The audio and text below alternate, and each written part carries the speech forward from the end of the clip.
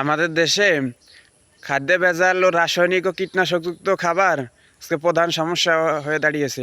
আর এই খাদ্যে ভেজাল ও রাসায়নিক ও কীটনাশকযুক্ত খাবারের কারণে মানুষের মানুষের নানাবিধ সমস্যা আছে।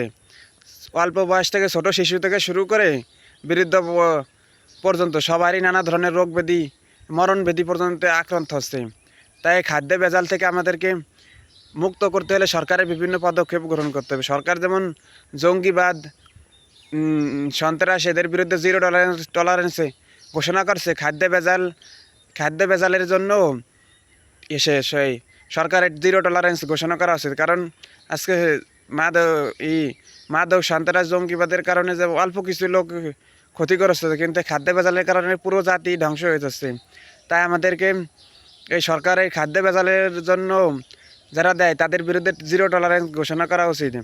আর আজকে দেখেন আপনারা, খাদ্য ভেজালের কারণে আজকে মানুষ অকালে মৃত্যু হচ্ছে। অল্প বয়সেই তারা বিভিন্ন রোগ ব্যাধি ক্যান্সারে আক্রান্ত হয়ে মারা যাচ্ছে। তাই আপনারা খেয়াল করে দেখতে পারবেন, উন্নত রাষ্ট্রগুলোতে কিন্তু তেমন খাদ্য ভেজাল নেই। বাংলাদেশেই বিশ্বের ভিতরে মনে হয় বাংলাদেশই খালি খাদ্য ভেজাল দেয়।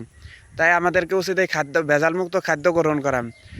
বিশ্বের বিভিন্ন উন্নত রাষ্ট্রের প্রধানমন্ত্রী যারা মন্ত্রী পর্যায় থেকে শুরু করে যারা প্রধানমন্ত্রী প্রেসিডেন্ট আছে তারা কিন্তু এই ভেজালমুক্ত খাবার খায় বলে তারা প্রাকৃতিক অর্গানিক খাবার খায় এবং রাসায়নিক ও কীটনাশকযুক্ত সারের পরিবর্তে তারা জমিতে জৈব সারের ব্যবহার করে এবং সেই খাবারগুলো তারা খায় বলে আজকে দেখবেন তাদের কিন্তু রোগ ব্যাধি কম এবং তারা অনেক বছর তারা কিন্তু দীর্ঘ হায়াত পায়। তাই আমাদের উচিত এই ভেজাল খাদ্য থেকে পরিহার করা। সরকারকে অনুরোধ করবো, আপনারা এই ভেজাল খাদ্যের বিরুদ্ধে জিরো টলারেন্স ঘোষণা করেন। কারণ বাংলাদেশে এই খাদ্য ভেজালের কারণেই আজকে ছোট শিশু থেকে শুরু করে বৃদ্ধ পর্যন্ত নানাবিধ রোগে আক্রান্ত হচ্ছে। আর আমরা দোষ দিচ্ছি বিভিন্ন টিকার, হামের টিকা, বিভিন্ন টিকার মাধ্যমে রোগের কারণে এইসব রোগ হচ্ছে। আসলে এগুলো না, আমাদের এসব রোগ হচ্ছে এই খাদ্য ভেজাল এবং এই জমিতে রাসায়নিক সার এবং কীটনাশক সার ব্যবহার কারণে। তাই আমি বাংলাদেশের কৃষকদেরকে অনুরোধ করবো, আপনারা জমিতে রাসায়নিক সার ও কীটনাশকের পরিবর্তে আপনারা প্রাকৃতিক অর্গানিক এবং জৈব সার ব্যবহার করেন।